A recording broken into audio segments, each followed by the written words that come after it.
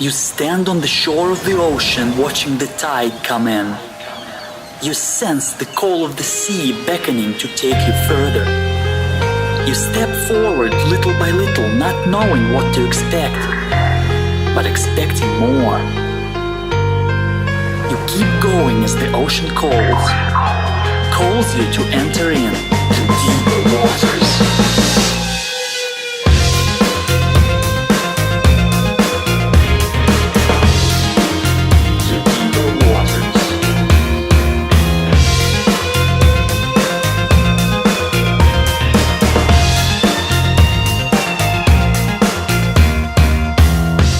Hello everyone, and welcome to the Deeper Waters podcast. I am Nick Peters, your host, seeking to bring you the very best in Christian scholarship and apologetics. And today, we've got a topic we haven't got to talk about on this show entirely, but it's been related to other topics, because one of my aspects on this show that I think is very apologetics related is actually marriage. Because if we're going to reclaim marriage from the world who's decided to make it whatever they want to make it, I think one of the best ways to do that is to be living marriage where, we all of us as Christians say we want to do that, and we grow up in a world where we want to teach our children the right message about sexuality. Save sex for marriage, try not to be an object of lust, respect your body, respect the other person's body, and try not to lust after others. Guys and girls, they each receive different messages, but sometimes the intentions can be good, very, very good intentions, but the message and delivery, not so good. And the impact can be not so good. Then, is there a better way to teach our young children about sexuality so they can be prepared for happy, healthy marriages? In order to discuss that, I've brought on Rebecca Lemke. She is the author of The Scarlet Virgins, the book we're talking about, and she has appeared on the Federalist, Huffington Post, Iron Ladies, and To Love, Honor, and Vacuum, in addition to speaking on live radio about the topics in her book. So, Rebecca, welcome to the Deeper Waters podcast. Hey, thank you so much for having me. Well, if my audience doesn't know who you are, tell us a little bit about how you got to be doing what you're doing. So I live a pretty normal life for the most part. I'm a 21-year-old housewife and mother, but I ended up writing my book because of my childhood. So I grew up in a very conservative, sort of sheltered homeschooling community. And I was homeschooled from the time I was in first grade until I was about 16. I completed my classwork, and then I went on to college. So during those 2 years that I was in college, I met my husband, and we really started kind of picking apart some of the things that really were terrible that happened in my childhood. And from there, we moved because I got a scholarship to the University of Oklahoma. And then right after we moved, I got pregnant. We had a really rough pregnancy, and then after my son was born, we went to the NICU. And after we went to the NICU, something in my husband and I both just kind of snapped. And for me, I started working through it about 3 months after he was born. So my entire writing career, if we want to call it that, was based on my son getting sick. And so I started writing about motherhood and just whatever I felt like. I was really, really into sociology in school, so I did a lot of sociological stuff from a Christian perspective and things like that. But as things progressed, it got to the point where I started writing a lot about my childhood. And I wasn't really publishing a lot of it because I didn't want to rock the boat. I did publish an article on purity culture and modesty at one point, and it got a really good response, and I was very surprised. So my husband and a few people said, I think you should write more about this specific thing, maybe even a book. And I kind of went, yeah, sure. But from there, I went ahead and started writing on a book, and it took a year. I think actually writing the manuscript took probably 10 months, and then editing and formatting and all that took the next 2. But we got it done in a year, and basically the impetus behind it was I've actually lost some friends because of what happened in my childhood. And I don't just mean in a physical sense. Yes, some of them have tried to commit suicide. Some have been successful. But I've lost a lot of friends spiritually because they said, well, if God is just, a God of a lot of rules, and most of them, as we knew them, were seemingly very unreasonable, then that's not the kind of God I want to serve. And maybe he doesn't even exist in the first place. So there was a lot of apostasy coming out of what we dealt with as children. And that was really something between that and the suicide attempts that I wanted to address in the book, because my belief is that the vision of God that we had was skewed by legalism for like purity culture and modesty and things like that.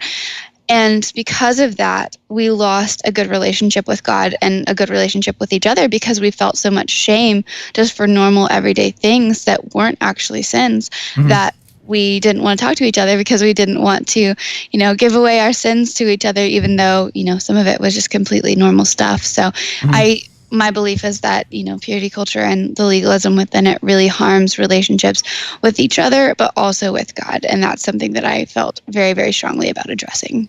Yeah, well, I suppose our age at the outset shows how another way that this is very apologetics related. I mean, we want our children to grow up with good Christian morality, including sexual morality, but it seems like we can say, well, the world's going to this extreme over here, and we swing the pendulum the exact opposite direction. Yes, yeah, and that's something I talked about in, I think it was the first and kind of second chapter of the book, because when I started it, I actually had a question from one of my friends who had really abandoned basically all of the purity culture teachings, even swinging the other way again, and he asked me, he's like, what caused this? Like, was this a reaction to something? So I researched it, and it turned out that yes, it was a reaction. It was a reaction to the sexual revolution and the redefining of marriage and things like that we saw even, a couple decades ago. And so that really pushed a lot of Christian parents to, be fearful of, how I'm going to teach my children and all this stuff. And they wanted to protect them completely. And so this, purity culture was their answer, but it not only was it kind of a bad answer, but it was also unbiblical. Now, you might be some people out there who aren't sure what this term means exactly. What do you mean by the term purity culture? Yeah, so I actually have kind of distinguished what I mean with purity culture into two different things, and one is purity culture and one is the purity movement. So in, I believe it was the 1980s and 90s, there were some organizations that popped up out of rising teen pregnancy rates at the time to try to get those teen pregnancy rates down, and it was actually government funded. So there was actually a degree to which some of purity culture was secular.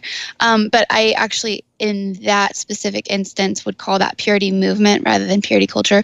So the purity movement is more of just a sort of trying to get the culture to sort of swing back to better morals and more biblical morals, and just all of the other physical ramifications, trying to bring all of that down. Now, purity culture is what I call the legalistic aspect of the purity movement. So where you have spiritual abuse and things like that, where the image of God is tainted by all of these rules that aren't actually in the Bible, and a lot of fear. It's fear-based rather than love-based. It's you have to do this for fear of, STDs or pregnancy or the wrath of God or whatever, and it's not, you should be loving your neighbor because God loved us. So there's a fundamental difference in the reason why you do something in the purity culture. Yeah, I think it's important to say that the goals of a purity culture and such, we can agree 100% with the goals, but the means and message is the problem. Yes, absolutely. Because who doesn't want less teen pregnancies? I mean, I absolutely understand where they were coming from with that. Yeah. The only thing I really remember much with something like that growing up, and I'm not even sure you could say it was in growing up because it was when I was in college. And I remember I attended a Baptist church at the time, and I've told this story on here before. It's one I really like to tell, is that here I am, a college-age guy, and I'm at my church, and we're doing something called the silver ring thing. And They got all these teenagers up there who've taken a pledge. I mean, good for them. Glad to see they're making a pledge to save themselves for marriage. And then the associate pastor gets up and he gives a talk. Now, keep in mind, like I said, I'm a single college guy in the audience there. True, biblically trained and such, but still a single college guy. And he gives this talk, the associate pastor does. He gives maybe about lip service to the joys of sex and marriage, and then says things like, if you have sex before marriage, it would be for selfish reasons. And I'm thinking, okay, yeah, I can agree with that. That's probably true. I mean, he says, you need to think about other things. What if you got an STD? What if you got pregnant? Think about the shame you feel. Think about what you would have to tell your future spouse on your wedding night. Think about the guilt you could experience. And I'm listening to all this, and as I'm here, I was thinking, Pastor, excuse me, those sound like selfish reasons to me as well. Yes, yeah. And then, as I keep seeing back there, I'm getting bored. And what I tell people more and more is, look, if you are a preacher and you are talking about sex from a pulpit, and you have a college guy in the audience, and he is getting bored, you are doing it wrong. That is amazing. I love that. That is so true. Mm-hmm. But, I mean, that's what happens, and I don't know where the movement lasts. I mean, I remember reading also in college Lauren Winner's book, Real Sex, The Naked Truth About Chastity, and she said that these abstinence movements, usually they only make someone hold off for about 18 months or so. Yeah, so I've actually done some research in that area because I've heard that before, and I kind of wanted to know if that was true or not. And I love Mark Regnerus. He is a professor at Austin University in Texas, I believe.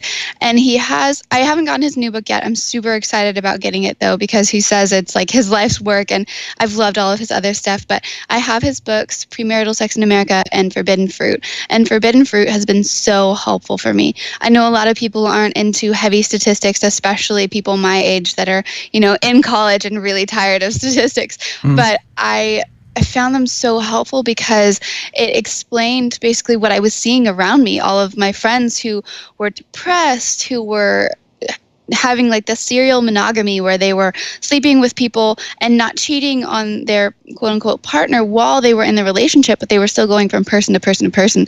And it was very heartbreaking for me to see that, because that's not how we were raised, and obviously that's not what God would want. So for me, I'm sitting there going, wow, I'm so alone, because I waited and my husband waited, and we didn't even engage in these other forms of, sexual activity outside of marriage. And he even talked about that, where there was a rise in those and kind of the reasons behind that.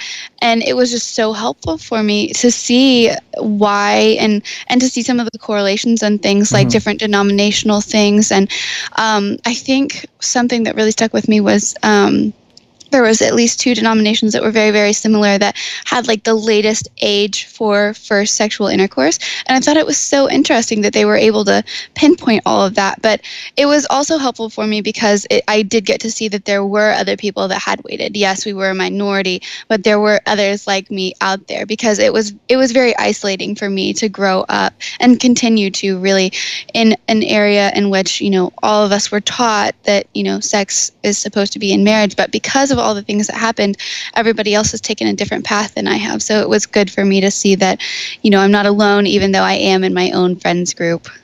Well, I'll go ahead and give a little bit about my story, because, I know we're beginning to, some of you read them, your culture was highly influenced by I Kiss Dating Goodbye.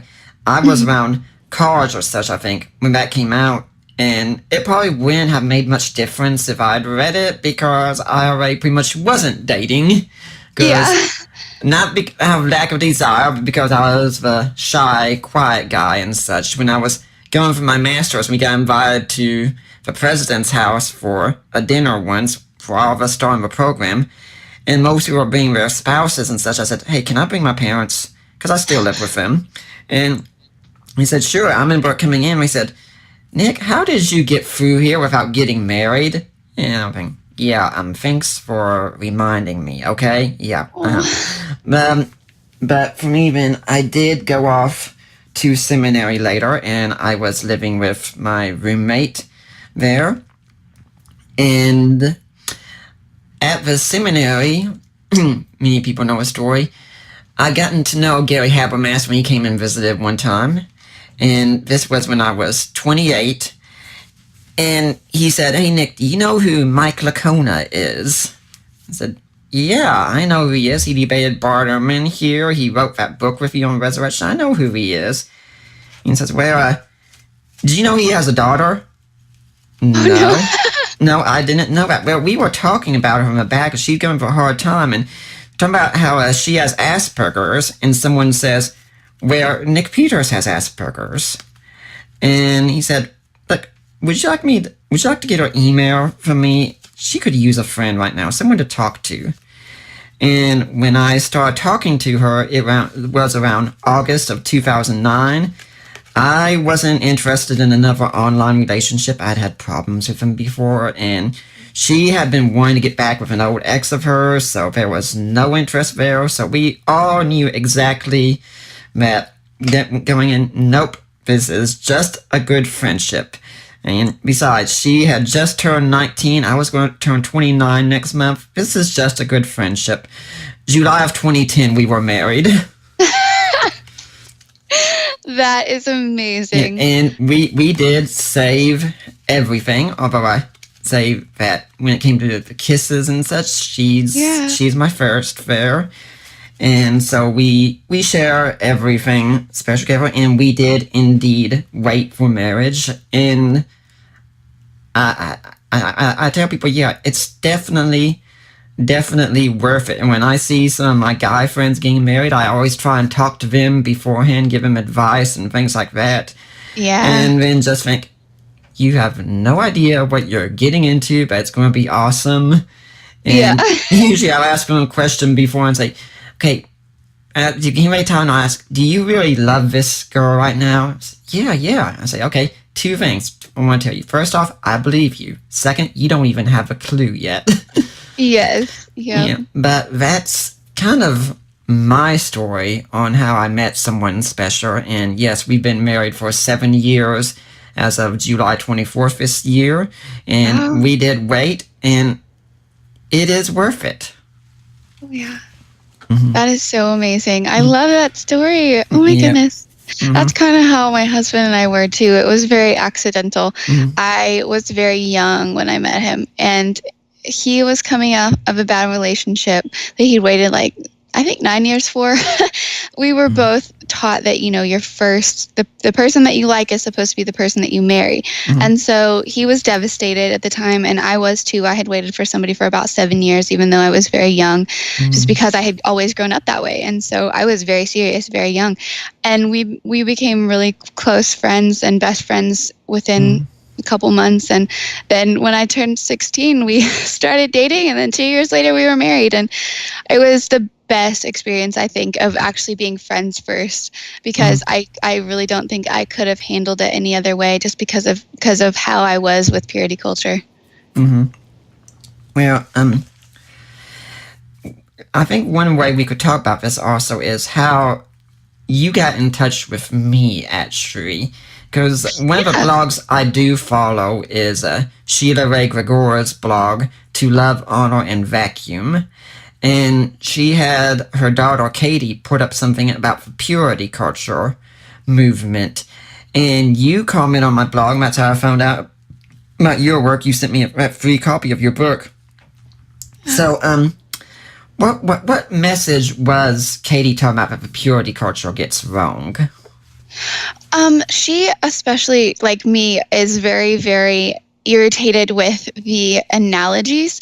For one, both of us have two major things, and one of them is that those analogies are so very harmful, especially for women and men who have been sexually assaulted, because it tells us that we're not whole because that part of us was taken. And so it's very much an identity thing for us. But beyond that, both of us are of the mind and of the conviction that you aren't pure of anything you do. The only reason that we're pure is because of Jesus. Even if you did, everything right physically, there's still lust issues. There's still things like that. Yeah. And even if you didn't do anything sexually, you're still a sinner. You're still not pure if you're going to use that terminology. And so that's something that both of us are very passionate about because we've seen the ramifications of it. And it still boggles my mind when I think about it because that is so easy for me to think about now. Like, that's just obvious to me.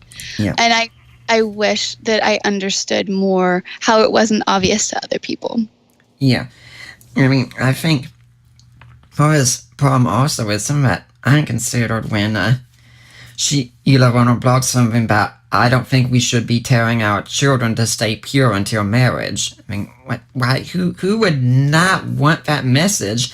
And then she explained and said, no, we stay pure after marriage, and that is what makes sense, because when you put it that way, it's having sex is something dirty that taints you.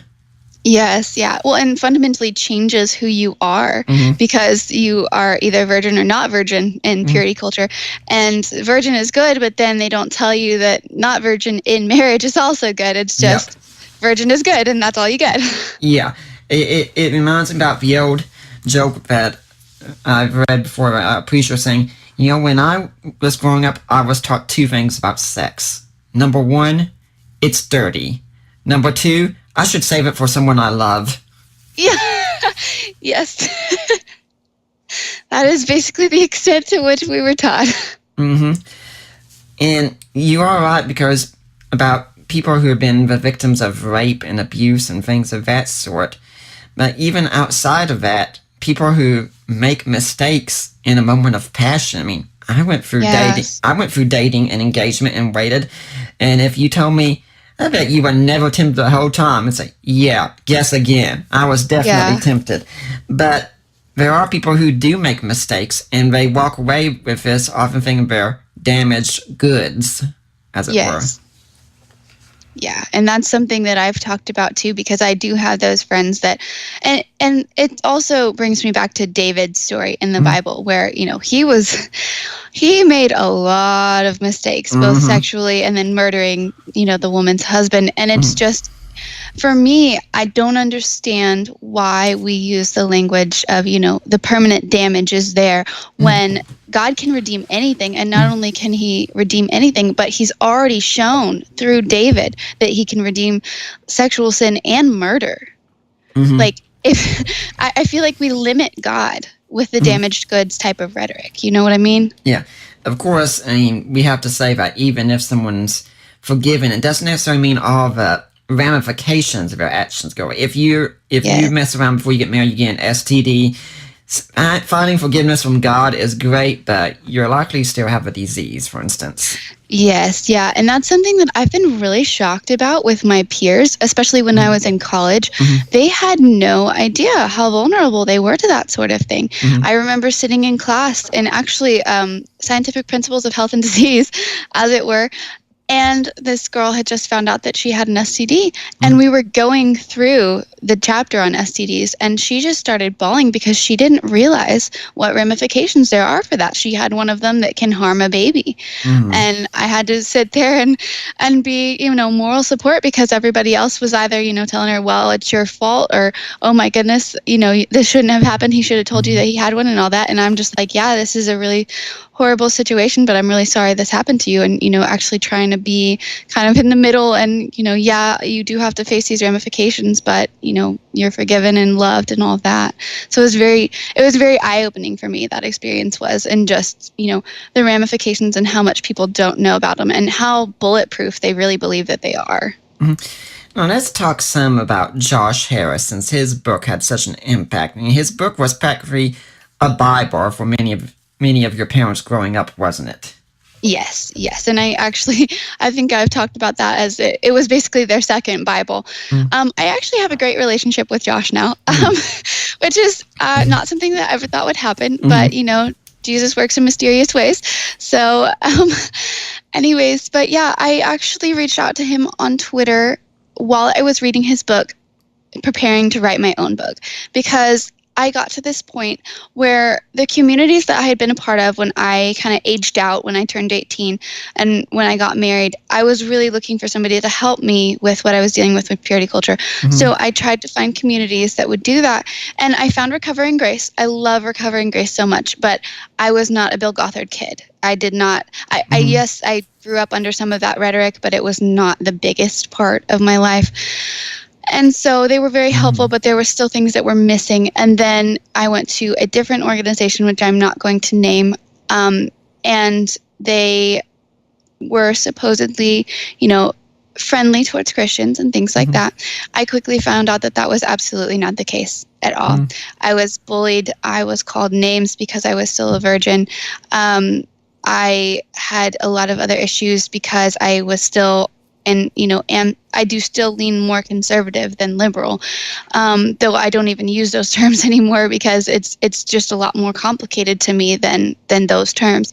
And so I was just the outcast among the outcasts, because I was homeschooled, so that sets you in a separate category all its own. And then I was a homeschool who rejected some of the conservative beliefs, so then I was put in another category of the people who reject conservative beliefs, some of them anyways, but then I wasn't liberal enough for them. So I was very isolated at that point in time, and it was very hard for me. And they were very much into redefining marriage and things like that, and I was a bigot and I was all these other things, and it was just I was so lost. And so it was just very difficult for me to deal with that and to deal with being an outsider on every single point. And now, I've found community and stuff, but in those moments, in that time, it was always people were either defending Joshua Harris tooth and nail, or they were completely and totally against him. And he was an evil person, and he just sought out to make money off of other people's pain and all this stuff. And so I got to a point where I was like, okay, in writing my own book. So some people are saying that Joshua Harris is basically a demigod, and some people are saying that Joshua Harris is the devil reincarnate, even though they don't believe in the devil. And so I had to come to a crossroads and really make my own path with that. And I said, you know what? I'm not going to do this. I'm not going to just pick one because I don't think this is right.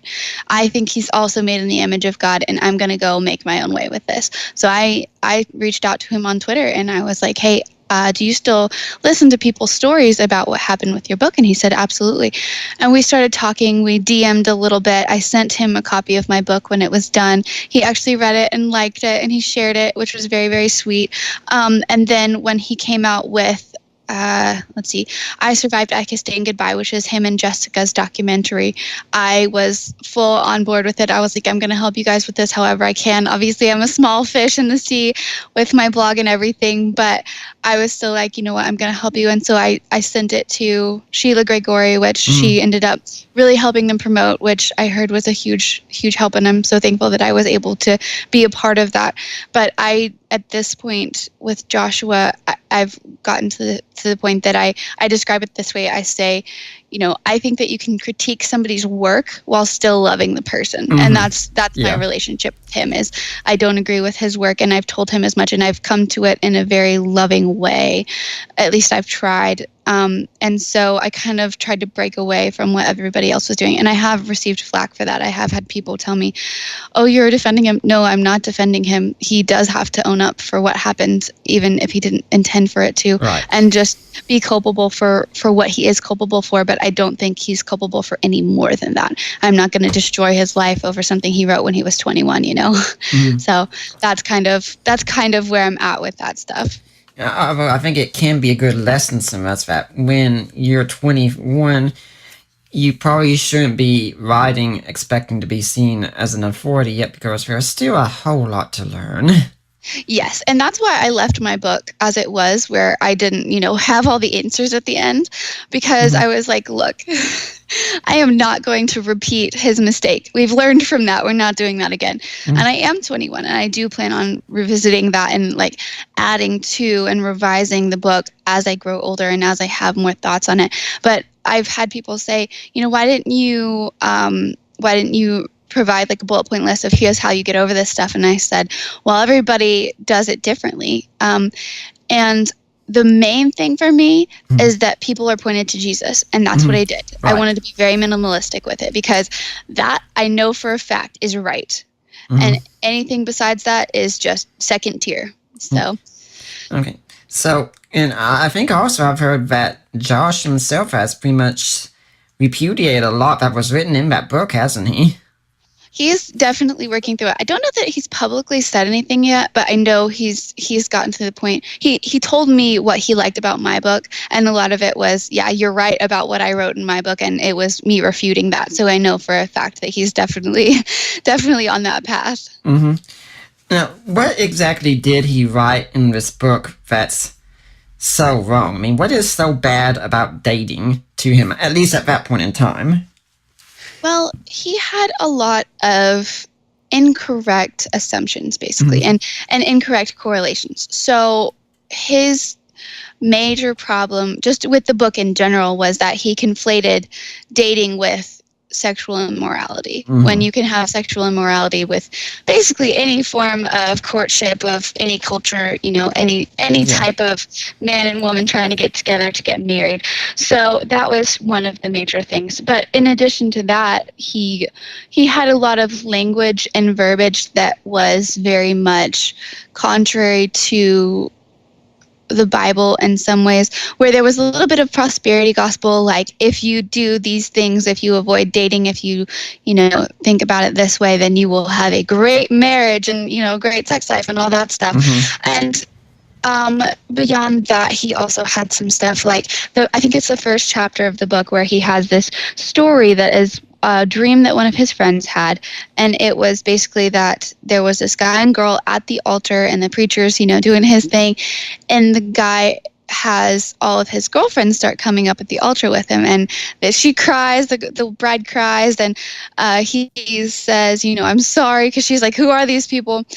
These are all the people I've dated, and even though I want you now, I've given them all a piece of my heart. And so that was where my homeschool group came in and said, okay, if you have a crush, you've given a piece of your heart away, that's an emotional SE that'll follow you into your marriage. So I really don't think that Josh intended for that to happen, but that's kind of that in and of itself I see some problems with, just because it kind of ignores that, there is forgiveness, and yes, there is ramifications if you've gotten physical and everything, but you can even have your heart broken or give a piece of your heart away to a friend, a platonic friend, that it just follows you around in life. So there's a certain amount of promoting pain avoidance there, but also a certain amount of trying to make people feel guilty for things that are just part of life as well. So there's that too. There's so many things with his book that concern me. There's also, at one point, he said that he was kind of in love with the concept of being in love, where he was very, very sort of wistful about it and didn't have a very realistic perspective on it, which I'm glad he admitted in the book, because that made it easier for me when I was reading it. I was like, okay, this is the mindset he's in when writing this, and so that helped me kind of work through some things. But those were some of the major things that I saw in his book. It's about being in love with love. I remember when we were engaged, my wife and I met with someone. I mean, we were meeting with several different people and such, because, I mean, we were a pretty popular couple, and I think on Facebook right now, we're still a pretty popular couple, as I've said, every day, except for Sunday when I don't post, and you might have even seen this on my own wall, I post some meme about marriage, and then I post a love message to Allie, public, every single day. Yes, those are so sweet. And I do it because I want everyone to know that I love her. But something someone told us was, there are going to be days that you're just so elated and happy with one another, and you're just so thrilled to be together, and then there are going to be days you're going, why the heck did I ever marry this person? Yes, there's lots of ups and downs in marriage, but yeah, I've seen those, and those are so sweet. I told my husband one time, I was like, come over here, look at this. So cute. Yeah, that's one of the things I've told women. Said, look, women, if you want to marry a husband who is devoted, marry a nerd, because chances are he'll be going for the rest of life saying, what, you picked me? You actually wanted me? Wow, I can't believe it. But to get to back to Joshua, but I think one of the things he also has said he struggled a lot with, and I'm sure this is a struggle so foreign to so many guys out there, is the struggle of lust. Oh, yes. Yeah. Yeah, I do remember reading that. And I was actually under the impression, I don't know why, I think I just heard in the homeschool group that he had like waited. And so that's why he was authority on everything, where he was like still waiting for everything until marriage, even kissing and stuff like that. And then when I read the book, I was shocked because I was like, oh, okay, so this is something that he has dealt with on a very personal level. And so for me, that really helped frame it more for me, because before I was like, wow, this guy just has no idea. Like, I can't believe he wrote this book that, was all high and mighty and all that stuff. But then when I read that, it was very, very easy for me to empathize with him as a person and to see him as, a fallen man and all that sort of thing. But also it was easier for me to frame his book correctly in my mind as this is a reaction to what's happened in his life. And anytime you're going to have a reaction to something, it's going to be off, because when we react to things, we're upended a little bit and we're not standing firm on our own 2 feet on the word of God. And so, that really, really helped me. That was something that my pastor always enforced with me was, you really need to make sure that when you do something, it is not a reaction to something, but rather something coming out of you standing on the word of God. And so that really helped me a lot when I read his book and when I read about that. I think it's really important to look at how different men and women grew up, because I remember when I was single and such, I spent a whole lot of time wondering, what is lust exactly? Because it seemed the idea of, okay, if I look at a woman, a younger, and any thought of sex crosses my mind, where I must obviously be lusting.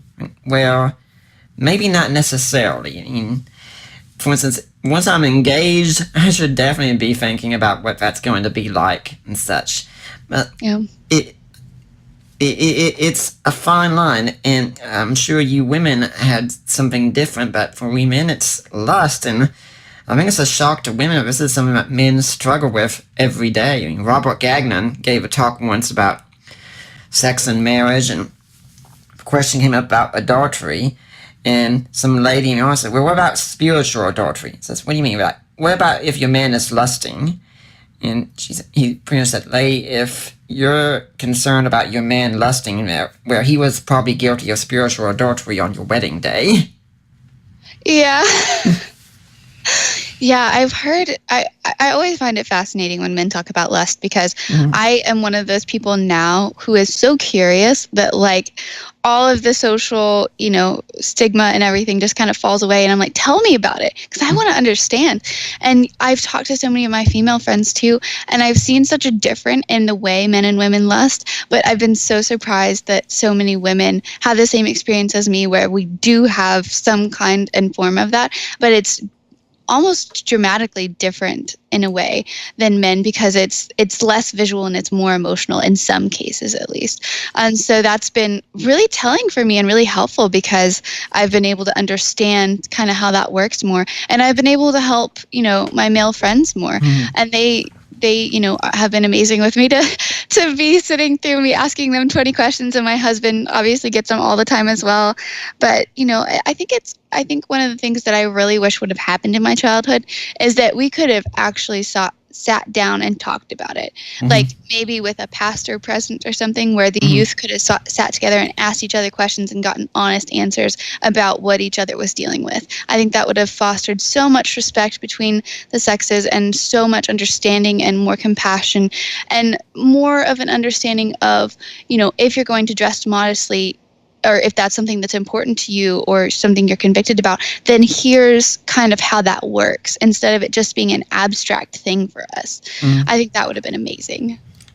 Well, what is then this difference? Because you're talking about lust, and you say, well, it's not exactly physical for a woman, and I'm thinking, that doesn't really make much sense to me as a guy. Yeah. Well, I do know, like, a lot of women do have physical type lust similar to men, although I still think it's different, and obviously we'll never know for sure. But there's a degree to which it is physical because I've joke about it all the time because it angers me so much. But people will say that women don't lust, and I'm like, okay, so who's going to the Magic Mike movies? Yeah, who's seeing 50 Shades of Grey here? Exactly. But I think for women, a lot of what I would define as lust for us is something that's more of an emotional thing where it is that storyline more than it is just a physical body. So say 50 Shades of Grey, where there's this power dynamic and it's very, very messed up and very, very unhealthy, but women flock to that power dynamic, and the physical stuff is just kind of a cherry on the cake from what I've seen. So because I know a lot of women who do romance novels, so many women, and for me, most romance novels I consider to be smut. I'm like, that's not coming in my house. I'm not touching that. Right. But I think that romance novels are kind of the equivalent of men's pornography in a sense. Yeah. If that kind of makes the distinction of lust between the sexes, I think that's how I would put it, is women kind of go for the storyline and the physical stuff is the cherry on the cake, and men go more for the physical aspects and the storyline is more the cherry on the cake for them. But I don't know. That's just my theory. Yeah, I think the usual thing is that for men, it starts physical and that leads to emotional, and for women, it's the reverse. Yes, yeah. And that's why, for we men, when we're married, when we get to be intimate with our wives, that screams love to us. It tells us everything is okay. When we go without, it's like, okay, do I really matter to you anymore? Do you care about me? Am I just a glorified roommate? What is it? Yeah, that makes sense. So, now, you grew up, again, in this purity culture, and I think I've noticed in many ways it seems to target women the most. That women seem to be a problem. That the women need to keep themselves under wraps because, by golly, these guys, they just can't resist their hormones, their raging hormones, and so you have to keep it under control. Yes, and I know a lot of my friends and I have felt sort of like an object and a commodity because our worth was so tied to what we had and hadn't done sexually. And our male friends, we watched them chase after girls in bikinis while we were sitting there practically in burqas trying to make their moms happy and, trying to be the girl that he'll take home to mom someday and all that stuff. And so it was very hard for us because we did feel like we didn't matter as much to God and to everybody else. We felt like we had all these rules and the guys didn't, and our worth was based on how well we kept those rules, and they just got away with quite a bit. And so for me and a lot of my friends, that difference and just the degree to which we were affected, I do think that we were affected more by purity culture than a lot of our guy friends were. And I think also we were affected in different ways just because of the messages we got. I think the boys also got those messages, but they also had the counteractive message of, well, boys will be boys. And so they didn't have as much culpability and as much ramifications at the time as we did. I actually heard a story the other day that this lady kissed somebody when she was like 17, and she basically got excommunicated from her church. And the boy, nothing at all. And so that really, for me, kind of really demonstrates the distinction between, the ramifications for boys and girls in my childhood was just astounding difference. And now, to be fair, there is some truth to the message that girls were given. It's like, don't wear, if you can help it and go around, guys, don't wear a skirt that's really, really short, or not wear things that have an extreme plunging V-neck and such. Because guys do struggle with those kinds of things. But at the same time, there's nothing wrong with a girl wanting to look pretty out in public. Yeah, and I think it's a hard balance. I'm honestly really, really glad my son is a son and not a daughter, because I don't know what I would tell a daughter. I really don't. But I think I've thought about this a lot because my husband lets me wear anything I want around the house, which has been very, very helpful for me because I have like free reign. I get to wear anything. And that's not something that I've ever been afforded. When I was younger, I had to wear boys' basketball shorts that were past my knees. And, they wanted us to wear like long sleeves and jeans to go swimming, which is very impractical. Yes.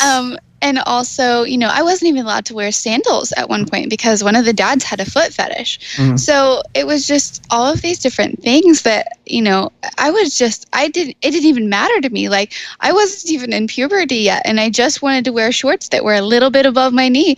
And that was a huge deal. And so now to have all that freedom with, just around the house has been great for me because I did develop anorexia out of the modesty rules that I had because I wasn't allowed to wear makeup. I wasn't allowed to really dress myself.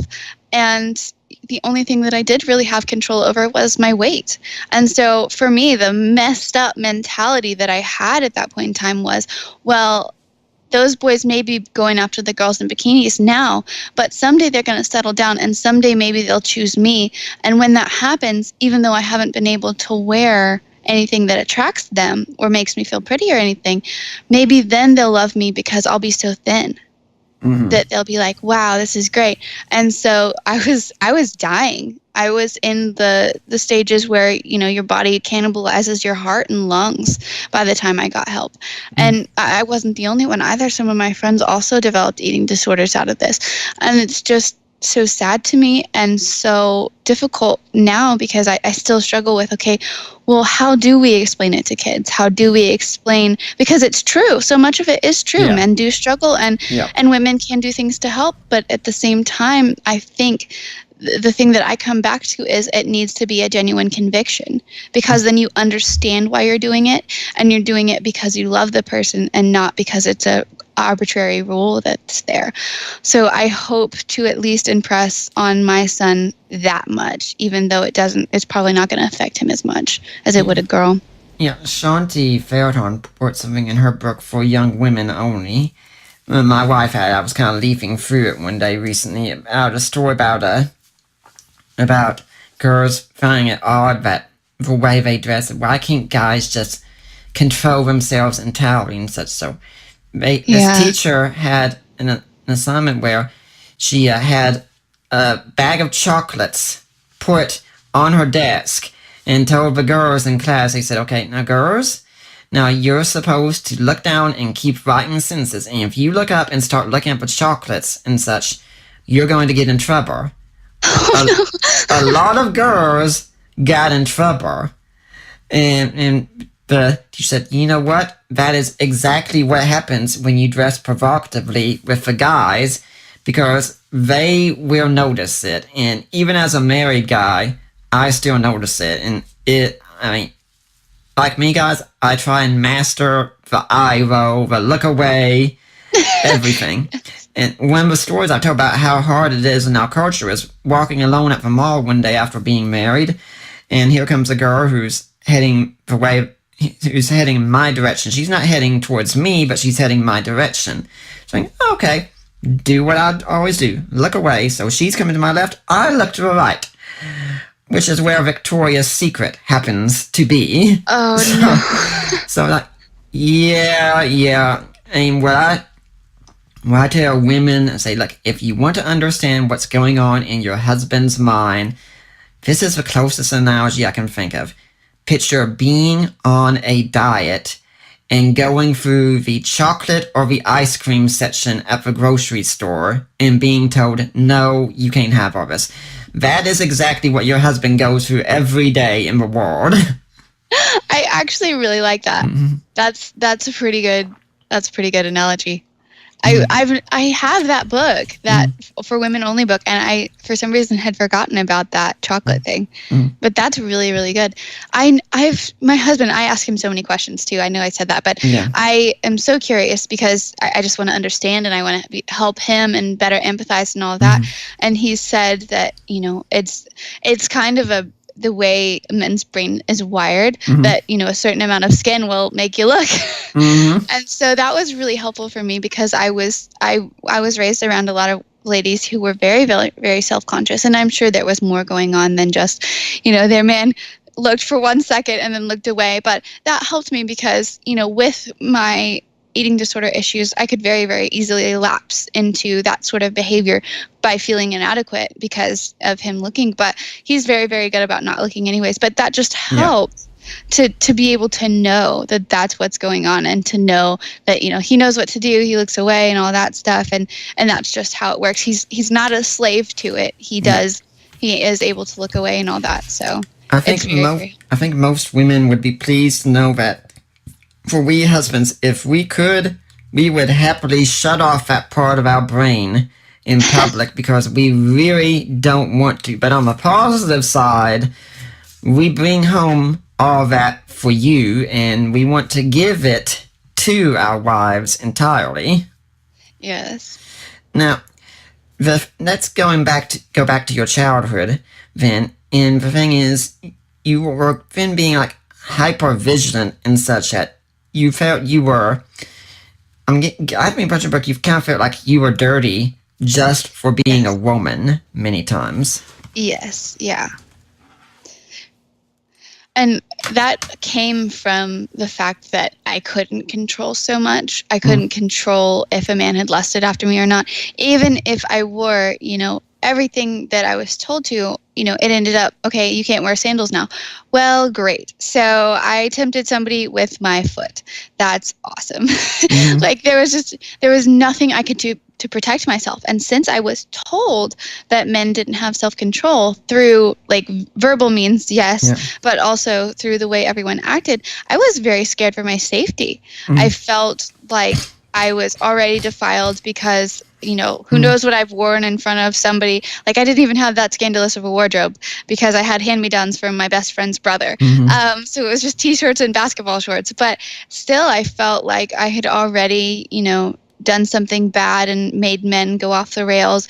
And, even after that, even when I was doing the best I could, I was basically, dressing like a normal anorexic would, where I was trying to hide my weight loss. So you couldn't see anything. You couldn't even see the fact that I was a girl. And I still was scared for my safety. I was still, scared that somebody was going to rape me or somebody was going to hurt me and it would be my fault. And not only would it be my fault, but if it wasn't my fault for whatever reason, people would still think it was, because that's how things worked in my childhood. And so it was very scary for me, and just it was very hard because my identity was kind of temptress, and even though, I was just a completely normal girl, and that really led to a lot of self-hatred, a lot of, you can't do this right, why can't you do this right, and all that sort of thing. Yeah, and I think so much should be said. I mean, yes, we men do struggle with self-control, but if we do stumble along the way, it is our fault indeed. We can't blame the woman, say, well, she was dressing provocatively. If she hadn't been dressing that way, I wouldn't have done X, Y, Z. Well, maybe she shouldn't have dressed that way, but you are the one responsible for what you're doing. And I think also into that, it's important to say that men sometimes need to watch the way that they're dressing out in public, because they can dress provocatively too. Yes, yeah. And I actually think that that's a great point, because that's something that I bring up, because while women normally do go the route of, emotional attachment, and that's sort of how we lust first, I and a lot of women do struggle with just general physical lust as well. And there's a lot of things, especially I hate going to the pool. It probably sounds awful, but I hate going to the pool because there's a bunch of shirtless guys there. And usually it doesn't bother me, but I think initially what that was because I had so much suppression of that sort of thing that once I got married and once that started being okay, then it was just, it all came back. And so not only was I attracted to my husband, but oh dear, there's shirtless guys here, I'm leaving. Like it's very difficult with that sort of thing. And, I've had to work through in my mind, what do I do then? And I still haven't come to a great conclusion besides just watch the toddler and look down. Yeah, I think it's interesting also that this is another way that men and women differ, because I struggled a lot before I got married and such. And then I married my wife, and the first time I ever got to see her totally, of course, was on our wedding night.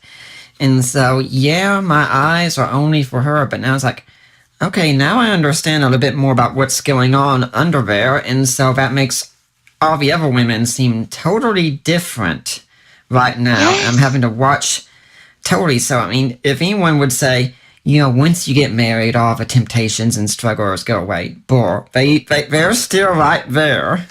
Yes, and they changed just slightly. Where Mm-hmm. it was very traumatizing for me to go through that because I went through that too, and I was just like, I am a horrible person. I cannot deal with this. Now I know what men look like naked. I can't. No, no, no, no, no. Mm-hmm. It was terrible. I love my husband. He was so supportive with me going through that phase where I was just traumatized. Mm-hmm. Yeah, I am curious, because I mean, when you were growing up, this is something you didn't explain too much in the book. I mean, you talk about how you didn't want to date or kiss anyone else. You were absolutely sure they were the one and such. So, how did you and your husband ever even start dating? Well, it's a very complicated story, and because of some of the details, I won't be able to tell it totally here. Mm-hmm. But basically, I came to him with Mm-hmm. some abuse that had been happening. Mm-hmm. I kind of tested things out. I watched how he interacted with his family. We met at church, Mm-hmm. and I saw that he treated his mother well and his sister well, and I went, okay, this guy must be safe. I have to have somebody. I was on a very, very dark path at that point in time, and I knew what was going to happen to me was either I was going to run away and end up on the road dead with some STD, or I was going to end up just dead. I was going to kill myself, and I knew that. And so at that point, I just started scoping it out because I was to the point that the anorexia was starting to take my lungs and heart, and he was a registered dietitian. And so I kind of scoped it out, and I started talking to him a little bit, and I asked if I could ask him some questions, and I faked it. I was like, I think my sister might have an eating disorder, and so I'm just really worried about her. I want to know, what you think since you're a dietitian. And so I just gave him all the information on me, and I told him what was happening. I told him that I'd grown the white hair all over my body and all that stuff, which I told him it was, my sister's body and everything. But eventually he was like, okay, here is a BMI chart. And it's not like the ones online. You actually can do it yourself and all that stuff, so it's correct and all of that. And she'll need to be over this number. And if she's not, then she'll need to start eating a little bit more and all that to keep alive. And so then I think the next Sunday after church, I took him aside, and I was so nervous that my legs were shaking, and one of them actually turned purple. He had to sit me down because he was like, "Are you okay? What's wrong?" Because I was about to pass out. And basically I said, it's not my sister. All of this stuff, all the abuse that I've told you about is happening to me. And I am really having a hard time breathing, and my heart's irregular right now and all this other stuff. And so he sort of just listened. That was really all he could do. He was a bit older than I was, and I was 15 by this point. And basically he gave me all the advice he could, and he gave me his phone number, and he gave me a copy of Hillary McFarland's Quivering Daughters, because a lot of what I was dealing with at the time was an abuse of masculine role in my life. And I hate using the terms patriarchy and things like that because it's been so abused by feminists, I feel like, where everything's the patriarchy. But it really was a patriarchal thing that was abusive. And so because, I think at this point we call each other complementarian, but really we just try to follow the biblical, roles and everything. But I had been taught in my homeschool group that you listen to the oldest man in the room, even if the oldest man in the room was a teenage boy asking you to do something that you knew you shouldn't be doing. And that a lot of girls got assaulted that way. And so I was in a very bad place with that and just some other things as well. And so we actually spent Christmas Eve one day in the snow outside of my church, and he took me through Ephesians and a few other passages that were relevant to that sort of thing. And he took me into the original language and started teaching me what it actually meant in the original language and all of that. And it was so eye-opening to me, but it was also so shocking because it went against everything that I had ever known. This whole, oh, men are supposed to protect women, men are supposed to cherish us and love us, and they're not supposed to lord power over us, they're actually supposed to die for us. That was huge for me. And it just made everything make sense. It made Jesus make sense. It made all of the passages I never understood, it made sense then.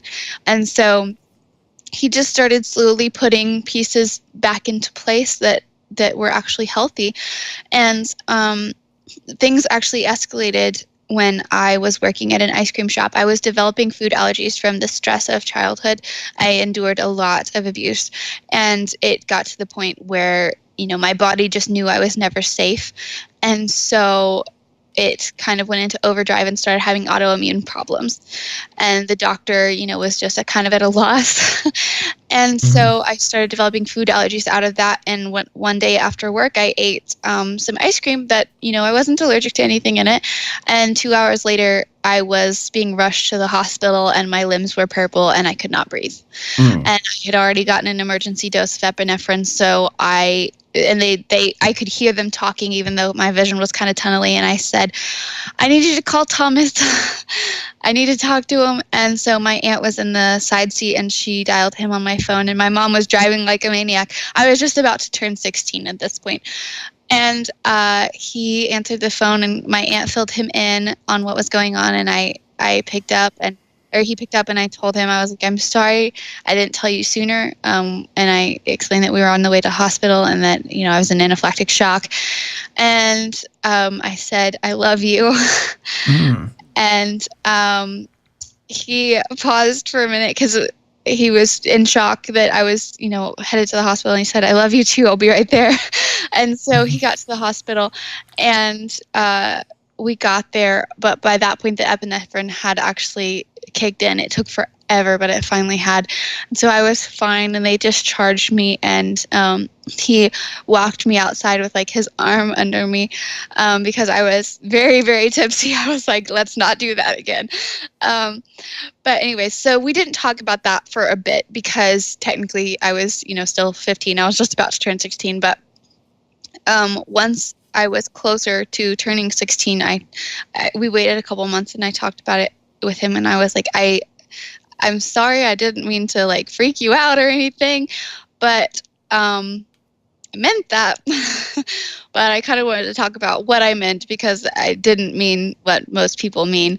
And he was like, I didn't either, so let's do this. And I told him, I was like, I meant it as a promise. I meant it as 1 Corinthians type thing where, it's not, oh, I have butterflies for you or anything. It's, I'm going to stand by your side, and I'm going to try to love you unconditionally as God's loved me, and, be faithful in everything. And he meant the exact same thing. So it was wonderful that we were on the same page. So we talked about it, and he was like, okay, here's the deal. If you were any older, I would date you right now. But you're not, and we're going to have to wait. And so we planned on waiting until I was 18 and just still being best friends until then. Well, my 16th birthday rolled around, and we were about to go to history study, and he was like, let's go talk to your parents. And so we did, because 16 is the age of consent in Oklahoma, which didn't really matter much to us because we weren't going to be doing anything physical anyways besides holding hands, but we still wanted to be on the safe side. So anyways, he talked to my parents, and they gave their blessing. They were overjoyed. And then we started dating, and then the next year we got engaged, and then the next year we were married, and then the next year we had a baby. Well, it looks like you didn't waste any time.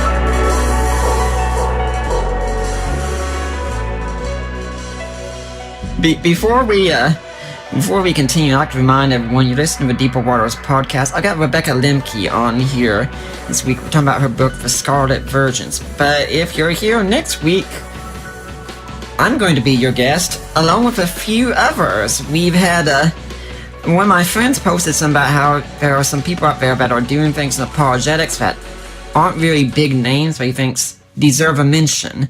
He started referring to us as the mentionables. And we're going to be putting together our own podcast all together. And I said, why don't we do the first one right here on the Deeper Waters podcast? It's going to be about maybe 3 or 4 of us all together. We're going to talk about the mentionables and what we're doing. So if you're here next week, I'll be one of them, and my efforts will be here, and I'm not sure how it's going to go, but we're going to have a fun time together. But for now, let's get back to Rebecca talking about her story from the book The Scarlet Virgins and such. And, there's so much I can relate to. I mean, when I started dating my now wife, there was about a nearly 10-year difference there.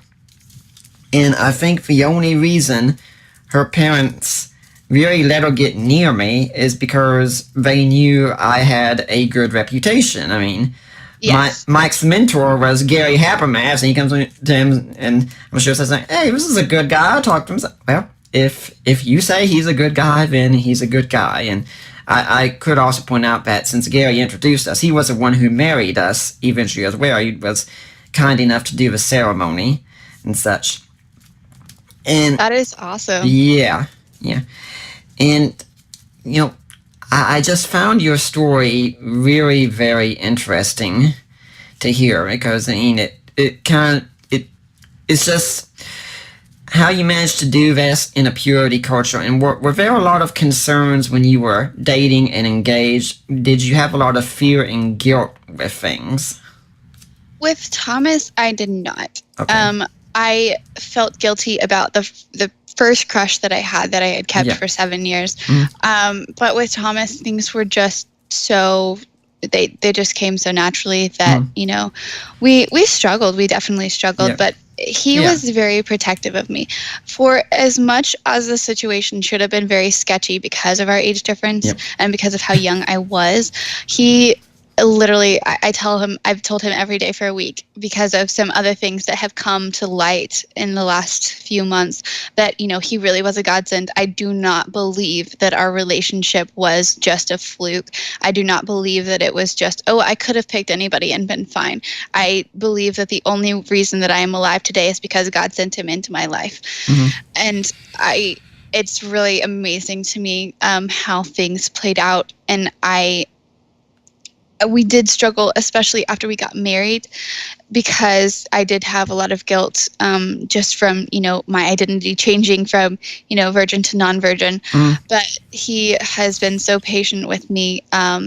We didn't have that much pushback in our relationship, except for people that weren't really our friends to begin with. Mm-hmm. There was the people that really loved us did voice concerns. They were like, this is a big age difference, and she's really young. But part of what made it good was that he did have the reputation he did. He'd stuck by a woman for 9 years waiting for her, instead of, going after all these other girls when he could have in college and things like that. He'd never touched her, not even to hold hands or anything like that. And he just had this reputation that was perfect. And I hadn't had time to build a reputation. I was I was just waiting to be old enough to even consider courting or dating. And so we had that going for us, but also we had the fact that I did finish high school at 16. So by the time we were dating, I was in college. So my timeline of things accomplished in life had been sped up by at least 2 to 3 years. And so we were more on an emotionally similar level than most couples, even ones close in age. And that really helped our case and our relationship as well when it came to people, questioning and things like that. And purity culture actually helped us a little bit, because we did have such an age difference that it was prudent for us to not, go too far in our relationship. Not that we would have anyways, but we were very, very cautious about being in public with either our dome light on in the car or like being out of the car and things like that, so people could see what we were doing. So I think that that's kind of, you know, some things about our relationship that were impacted in sometimes in a good way with purity culture. Yeah. You know, when you talk about a woman being supposed to be protected by a man and such, and, you know, I can think of two stories. Wow. The first one's when we were dating. My wife had a guy who she'd known in school who had a crush on her, who was trying to contact her and reestablish a relationship. She was trying to go away, please. I've got another guy right now. We're very serious. Please, just leave me alone. And he wouldn't. And her mom said to him, well, why don't you give Nick his number? And so next time he did it, she sent me an email and said, here's his number. Can you please deal with him? Yeah, I can do that. So I call him, and he goes, hello? Allie wants you to leave her alone. Who is this? This is her boyfriend. No, I don't know what you're talking about. I'm her boyfriend. I'm the one she wants. Allie wants you to leave her alone. Like, she wants you to go away. She wants you to get lost. She just wants to be with me. Allie wants you to leave her alone. He said, well, let's compare ourselves, okay? Look, I'm up here. I'm in New York. I'm working on my bachelor's. What you got? You got nothing. I'm in seminary, and I am working on my master's, and I'm at the top of my class. So, well, look, my dad, he's a detective, and if you don't stop, I'll have a restraining order put on you. So, go ahead, do it. I'll have Allie put a restraining order on you so fast it'll make your head spin. And that was it. In fact, a few months later, we got a call from his dad, that detective, and he was apologizing to us about the whole thing. Oh my goodness. And then the other things I can think of is, I mean, you've seen what's happened with my wife and I on Facebook, how I talk to her so much and such. But I also turn on notifications for things she posts and such, because she's very sensitive, and I know people can give her a hard time. And if someone gets on there and they disagree with my wife, that's okay. I disagree with her on some things. We still get along. But I think there's an unwritten rule on our Facebook pages, and that's, if you ever dare insult his wife, say everyone else, sit back, get the popcorn, there will be a show. He shows no mercy whatsoever to anyone who insults his wife. That is the best thing ever. Yeah, she had a friend once, no longer a friend, but he was in the military, and he dared to insult her on Facebook, and I went straight after him. And later he told her, he said, I am scared of your husband. And my thought is, good. I want you to be scared of me. I want you to be terrified of me. Yes. Wow, that is awesome. You know, now, you talk about having some difficulties after you get married, and this is something that's also talked about a lot in Lauren Winner's book on Real Sex, The Naked Truth About Chastity, that so many women, they grew up with a message of no, no, no, no, no, dirty, dirty, dirty, dirty, wrong, wrong, wrong, wrong, wrong. And then somehow on the wedding night, they're supposed to immediately flip a switch and everything's okay. It can often be a disaster, can't it? Yes. Yeah. And I've been so surprised that so many people use that flip a switch language. I think that's just because it's the easiest way to describe. I read a blog post once when I was in one of the communities after I turned 18 and we got married. And it was, I think it was titled Purity to Porn Star or something. And that it described it so well. It was very much what I felt like the expectation was supposed to be, because not only were they like, okay, you can't know anything about sex before you get married, which makes it really hard. Yeah. But it was also, okay, you have to be like just a complete amazing wife who knows how to do everything to her husband and has all these outfits and things like that, but not be immoral yourself. But you have to do that because otherwise he'll stray. And so you're supposed to, in like a 24-hour window, go from not knowing anything about sex to knowing how to basically be a stripper. And it was so cathartic for me to read, because I was like, yes, that is exactly what it felt like the expectation was. Because if your husband strays, it's your fault. So that's what we were taught, right? And That was just it described it so well, where it was like, yep, you're supposed to go from this to this, and you have no training. Nobody comes up to you and tells you, oh, this is what you need to do. Nobody gives you any resources. It's so mind-boggling to me. Yeah. Now, I think both of the sexes, generally as they get closer to the wedding, if they've waited until marriage, they are both, in some sense, looking forward to the wedding night. But there was always some sense of fear. I mean, heck, even I had some sense of fear going in, thinking, this is really going to happen and such. Probably took me about 2 seconds to get rid of all that fear as a guy and such. But for women, I think it's really different, isn't it? Yes, yeah. And I think it's because the dynamic is so different for us. It's not, we are often the receptor instead of the aggressor, which I don't even like using the word aggressor, but that's how it felt like to a lot of us. And so we feel very helpless, and it doesn't show for us, really, I don't feel like. Because if a man doesn't want to have sex, his body very clearly shows that. But if a woman doesn't want to, there's still ways to do it.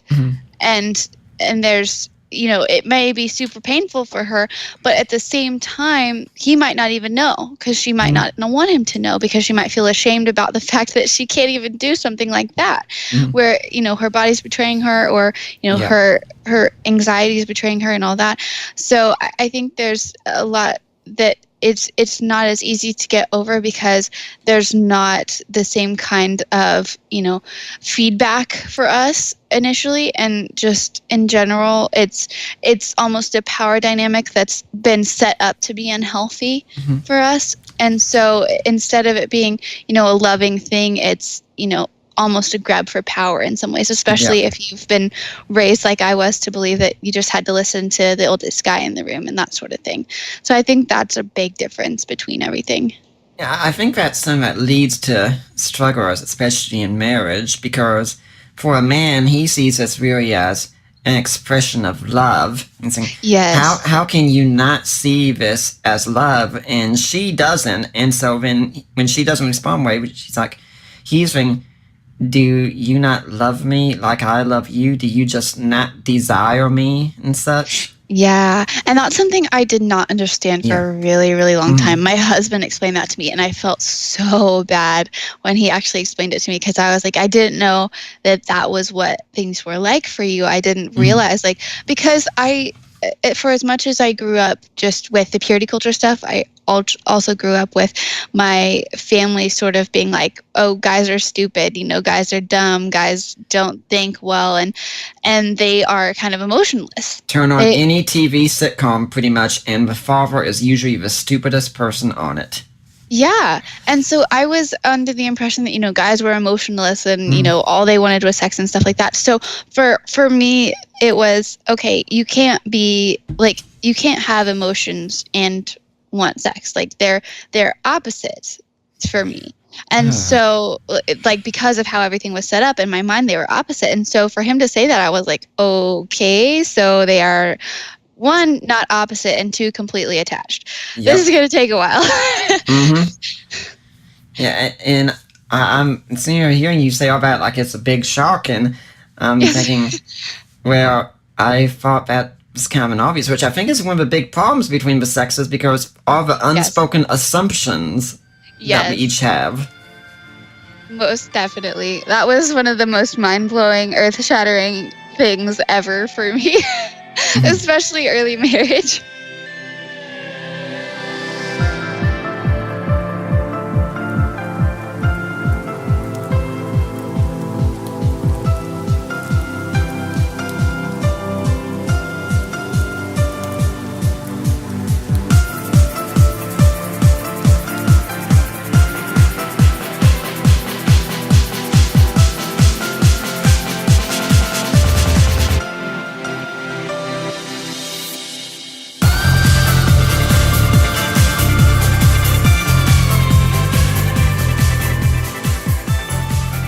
Now, I'd like to remind everyone at this point, you're listening to the Deeper Waters podcast. Everything we do here is listener supported by people like you. I don't pay our guests to come on. I couldn't afford to pay them. And thankfully, most of them send me their books free of charge and such. Like Rebecca here. But I do spend a lot of time reading and going through them and such. And to do all this, to have a good show, we could really use your support. So I suggest going to my website, deeperwatersapologetics.com.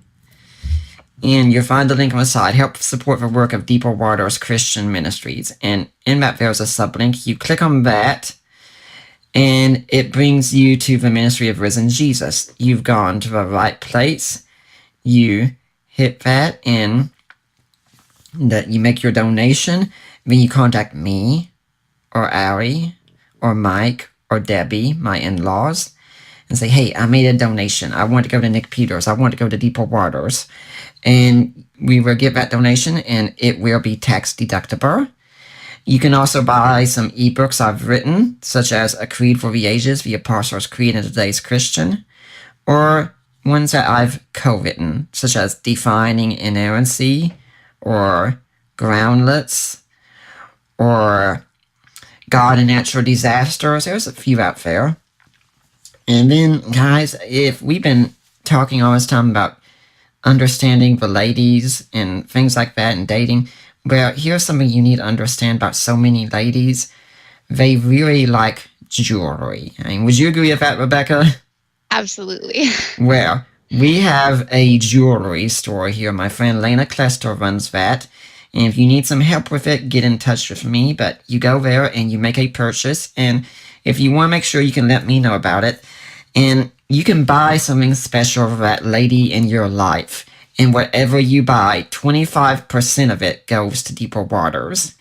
So, guys, you can buy something, and the way I like to say it on here is you can buy something for that special lady in your life to make up for that big screw-up that you recently made with her. Or you can buy something to make up for that big screw-up that I know you're going to make with her. And if you can't donate to us in any of these ways, please at least go on iTunes and leave a positive review of the Deeper Waters podcast. It really lets people know about the show more and more. Now, Rebecca, do you have an organization or charity you'd like to see people donate to? I really, really like to write love on her arms. I don't know if they have a donation button, but if you want to donate anything on my behalf, I would suggest going there. Tell us about To Write Love on Her Arms. It is a suicide prevention charity. I can't vouch for all of their content, but I have known a lot of friends who have majorly benefited from their organization. So that is why I'm very much supportive of them, because if it weren't for them, some of my friends might not be here. Well, that certainly hits home to me also. When I first met my wife and she was going through a hard time, they weren't kidding. She had just had an overdose attempt. So, oh my goodness. Yep, those kinds of things do hit home and such. And it can still be a struggle for her today. So I definitely encourage suicide prevention. Now, to get back to what you were talking about, college humor, every now and then they have some videos that are extremely accurate. And they had one about if sex was like it was in the media, and you see this video of this guy and girl getting together like this cabin, and they're in the middle of making out, and then every single disaster thing goes wrong entirely and such. And I'm so tempted sometimes that I'd like to show this video to couples that are engaged and getting ready to be married and say, look, if you think that most of the things that you see in media, that the couple just go into a bedroom and everything works out perfectly and you all come out in eternal bliss and such is going to happen, it's not. I'm going to have to go look up that video because I have not heard of it, but it sounds like something that I would enjoy. All of my friends are getting married right now. Yeah. So I'm going to have to go look it up and send it to them, because I've been trying to think, like, what can I give them? What can I give them? What can I give them? I've heard, like, Sheila's book, what's it called? The Good Girl's Guide to Great Sex. Yep. It's good, but there's still some things that I would add to it. So I'm not sure whether I'm going to get them that or something else, but I'm like trying to gather my resources to send to them before their honeymoon. My wife and I read Sheet Music by Kevin Lehman before we got I've married. heard that's so good. That's like on my list to get Yeah. when I have enough money to. Yeah. I really, really want to. Now, with what I've just said, I mean, to my guy friends out there, I don't want to sound like I'm giving you a downer or anything, as if to say, yeah, sex just isn't everything it's cracked up to be and such. Actually, it's a whole lot more than it's cracked up to be. But at the same time, when you're first starting out and things like that, you're not going to do perfect. But that's okay, because when you marry and you marry for life, you have the rest of your lives to perfect things, and you get better and better at things as time goes on. And that's okay. There's a learning curve, but you grow through it together and you laugh together through it. I think that's great advice. In fact, what you were talking about also about how a wedding night goes, Jay Parker, in fact, at her blog, Hot, Holy, and Humorous. Oh, yes, I love her. She's been on this show before talking about the book based on the blog, and she had someone come in from a young newlywed recently saying that they were still having troubles, and so many people in the comment section saying, yep, this happened to us, yeah, this happens. Yeah. And I think a lot of people realize it's more common than you realize. Yeah. Now, so what did it take to get you adjusted, though, for young women out there who are struggling with this? Oh, you can't see it, but I'm face palming right now. Wow. So I did get Sheila's book, the Good Girl's Guide to Great Sex. It was kind of too late by that point because I'd kind of learned all of that on my own. But it took a lot of positive reinforcement from my husband. He has always been very, very great about figuring out even when I don't want to say I'm uncomfortable with something, figuring out that I'm uncomfortable with stuff, because I tried to push myself when we were early on and it did not go well. And so he's been very, very patient.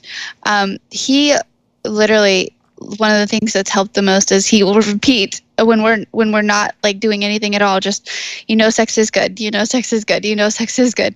It's not bad, it's not dirty, all that stuff. And he just will, throughout the week, randomly tell me that. And it's usually at times when I'm really struggling with it, when I'm really struggling conceptually with, all of that. And so that's super helpful. He sent me different articles and things that have been really helpful. I have met so many great people. I actually just got added to a group 2 days ago, and I cannot remember the name of it. I think it's Graciously and Purely His is what it's called. But it's a brand new group, and it is biblically sound, and I could cry saying that because I have not found very many groups that are biblically sound, but it is a biblically sound group of ladies who have gotten out of purity culture and who do believe in the sanctity of marriage as God defined it, and who do still value purity, but not in the way we were taught. And it has been so helpful the last 2 days because of feeling so alone and not having that as a resource. That's, a huge reason I wrote my book, was because I wanted people to know that they weren't alone if they were still Christian and still valued purity, but were kind of questioning, everything that had happened. And so I definitely recommend that group. I will make sure on the name, but it's just been things like that, little articles and things. I've gathered a ton of them up. Sheila has a ton of really, really good ones. And Katie's video, things like that, where it's just kind of normalizing sex is good. Song of Solomon, I would recommend reading if you're married, and just things like that, where you just, after that conditioning, because that's really what it is, you have to condition yourself back to a healthy perspective. So it takes time. Be patient with yourself, and if your spouse is patient, all the better. And just pray and give it to Jesus as well, because there's so many things that we hold on to and hurt that we hold on to, and it's really hard to give it up sometimes because it's what we're so used to. But I definitely recommend doing that as well. My wife has had her own struggles here, and I've been the patient husband. I think if she was right here, she would say, yes, my husband is very patient. Maybe sometimes she'd like me to be a little bit more patient, but I am patient. And I, in fact, started my own group for men on Facebook, and it's a group for men who are Christian, only Christians, and we're married or engaged or dating or just hoping to date and marry. And it's all about helping us learn to love our wives as Christ loved the church. And I try and get the ones who aren't married in there as well, because they need to learn this stuff in advance, and they can have the mentors here who have been married and who are married and say, hey, this is what it's like and such, and here's what you need to know. And I can definitely say for guys who are struggling, as your wife's getting used to things and such, and this was never an issue for me, but I'm sure it is for many men, under no circumstances in your life whatsoever is pornography acceptable. Mm-hmm. I think that group is a great ministry. I didn't know that anything like that existed. Mm-hmm. And I'm very glad that you have that in there, because I've seen so many men who think that it's completely okay because it's normal, quote unquote. Yeah. What I tell men all the time is say, look, the way I see it, if something happened to me, God forbid, my ministry could still go on, because there's 1,001 apologists coming up out there. They can do the work, they can answer the questions, they can do the research, yada, yada, yada. But there is only one person now who can be a husband to Allie. And I would rather, if I succeed at everything else in ministry and fail at being a husband, then I have failed ultimately, because my first requirement is to be a good husband to my wife. And I could add in also be a good father to your children, if you have them, because they don't have any other earthly father that they can relate to. And when I went on our honeymoon, I decided to start with solidifying that, because we had someone give us a donation, so we went to Ocean Isle Beach for our honeymoon. We stayed there, I think, Sunday through Friday. And so we came back, there were still some days left, but I talked with her parents and my parents beforehand and said, we are going to be going to Ocean Isle Beach together. Unless it's an emergency, I don't want to hear from you. I don't want you to contact us. And I'm still an academic, but I said, the only book I'm bringing with me is my Bible. I'm not doing any other reading that week. I am not checking email that week. I'm not checking Facebook even that week. Because, I mean, I know you girls out there could be so tempted to want to put up pictures of your wedding on Facebook and such, but please wait, because chances are if you do that, you'll just be talking to your husband, oh, here's what so-and-so said about the wedding and such, and in essence, it's kind of like bringing other people with you on your honeymoon. That's a good point. For that week, let the rest of the world know access. Now, if we'd been out in public and we'd met someone who needed to know Jesus and such, yeah, I'd go into ministry mode of it. But I say, your honeymoon, you're starting the stage for your relationship. Let them know that there's no exceptions. You are devoted to that person. I made that decision, and I have no regrets about not speaking to people on the outside, not having them contact us that week, because that week was meant to solidify my relationship with Allie at the start. That is so amazing. I really, really love that you did that. Mm-hmm. Now, let's talk about the whole purity thing. What would you say to someone who has been the victim of abuse, rape, something like that? Oof, that's a little close to home, but I would say that what happened to you doesn't define you. Mm-hmm. What happened to you doesn't mean that you are not sexually pure. And also, no matter who it was and what happened, God still loves you. Mm-hmm. And it's not God still loves you in spite of that. It's no, God always loved you. And that didn't change it at all. And I think those would be the things that I would start out with. And, I've had friends in that situation, and it's been very, very difficult for all of us because of what happened and because they took the blame for it. Mm-hmm. So I think I would also say, it's not your fault. And what would you say to guys who are dating girls and they either know that this has happened or they find out that it's happened, you know? I think the most important thing for a guy who's dating a girl who this has happened to and he finds out is to not react. And I don't mean not react in a don't have any feelings about it, but I mean don't react in a way that she could perceive as you think of her differently now. Because it is very, very hard to be on the other side of that and not know what people are reacting to and not know exactly what's going through their mind. I would say be honest and, be comforting and things like that, but don't do anything that she might think that you think less of her because of it. And I think we could definitely add some about that. Once you get married, be patient because it will take some time. Yes, there's so many things that could trigger memories and things like that, which I know so many guys complain about that. But honestly, women really do try to get past things like that. And it takes sometimes years, sometimes decades even to do that. So yes, definitely be patient with that. And I think women at the same time can understand that if men, for we men, that when we're talking about sexuality, we're not just talking about a physical action, but we're talking about something that beats very central to the heart of a man. And one of the best ways you can help your man to be the man he needs to be is to actively show your desire for him like that. Yes. Yeah. I've really been learning that in the last year, I think. Early on, obviously, we had a baby very early, and I had a rough pregnancy, so that even kind of retroactively made him a part of our lives outside of the womb a little bit earlier.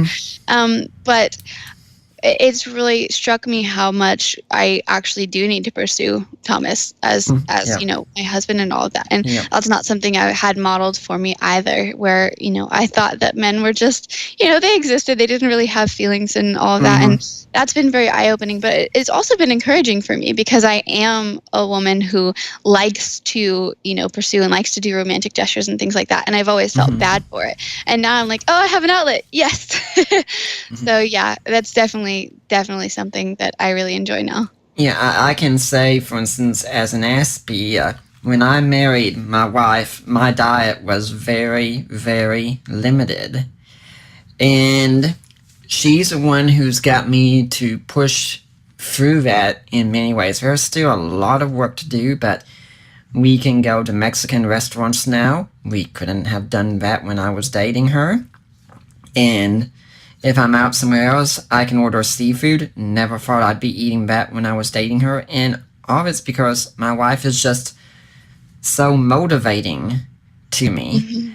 And I'd be lying if I said sexuality isn't one of the motivating things, because we men, we live and we want to please our wives immensely. And this includes especially in the bedroom. And if our wives aren't there, and kind of think, well, I guess I just don't really please her and such. And my wife still has things she's working on with me to get me to change, but getting to be with her is one of the best motivations that I have to be a better man.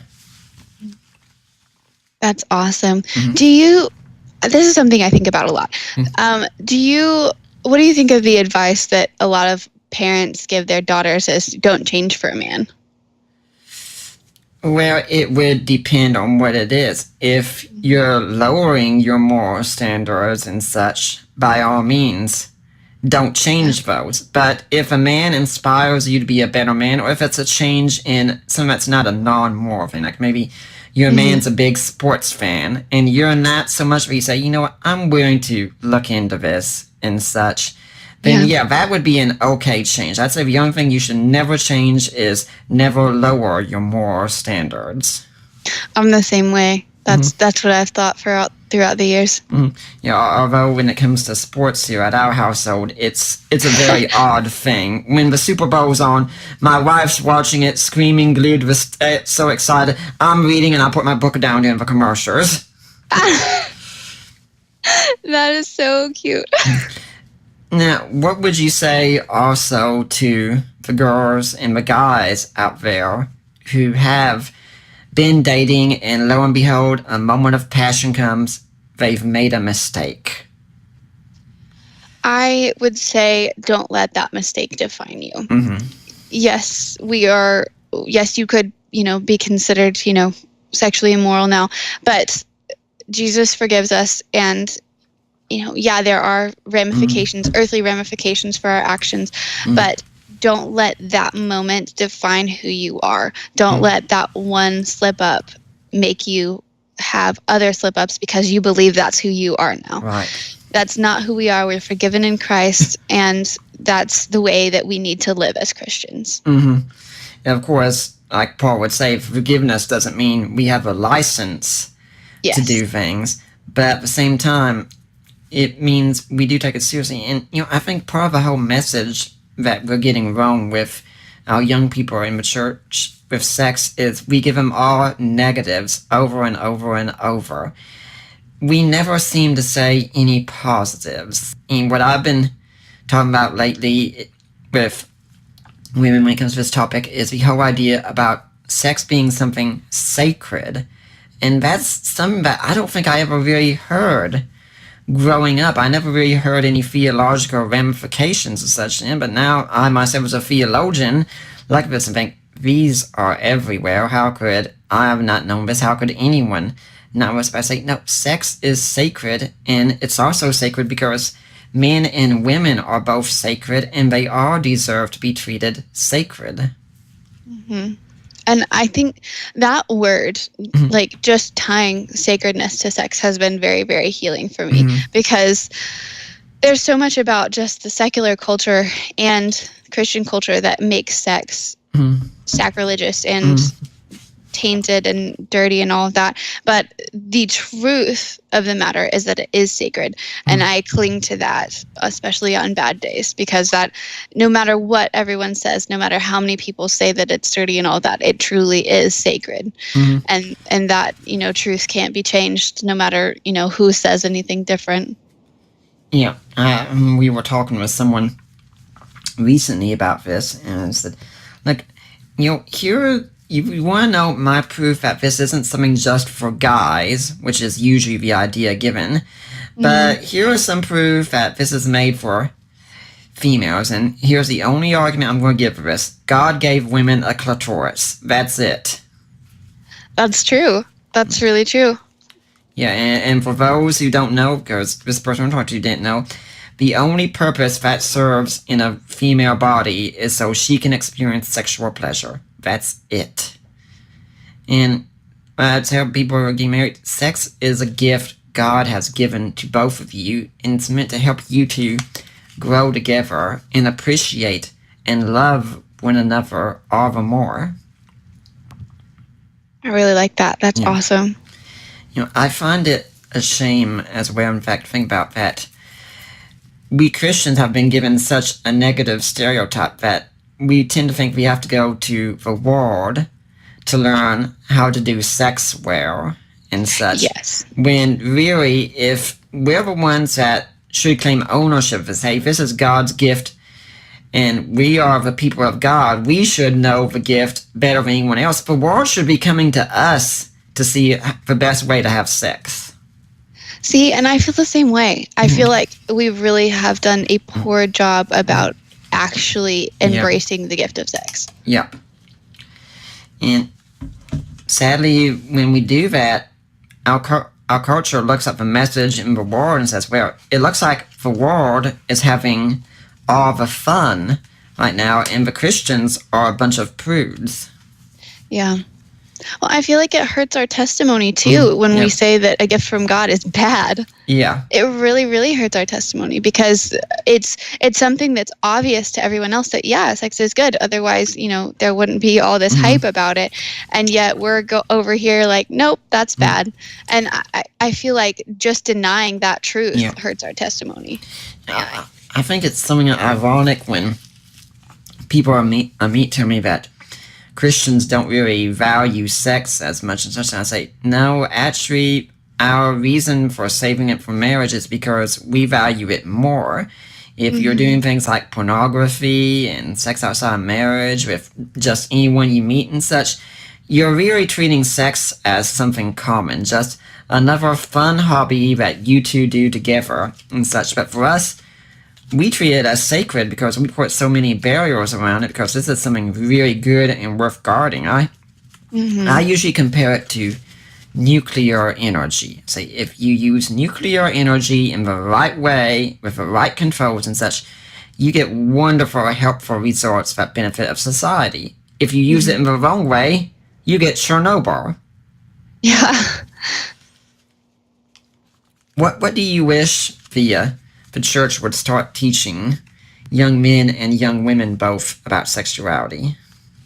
I wish that they would teach from a perspective of love rather than fear. And not, when I say love rather than fear, I do not mean what even a lot of Christians mean by that. I mean love in a way that is actually set up for us in 1 Corinthians, where it has boundaries and it has reason and it has, forgiveness in it as well. I feel like, it would be nice to actually teach people how their bodies work and how their physiology works, and not try to motivate them by fear, but by, respect and love of other people, and, trying to, accept Jesus's love, even though we are sinners, because a lot of my friends have problems with that because they have self-hatred. They're like, I've tried to reject Jesus's love because I don't feel like I'm lovable. So I think that, that's important, that we teach people, how to actually be loved.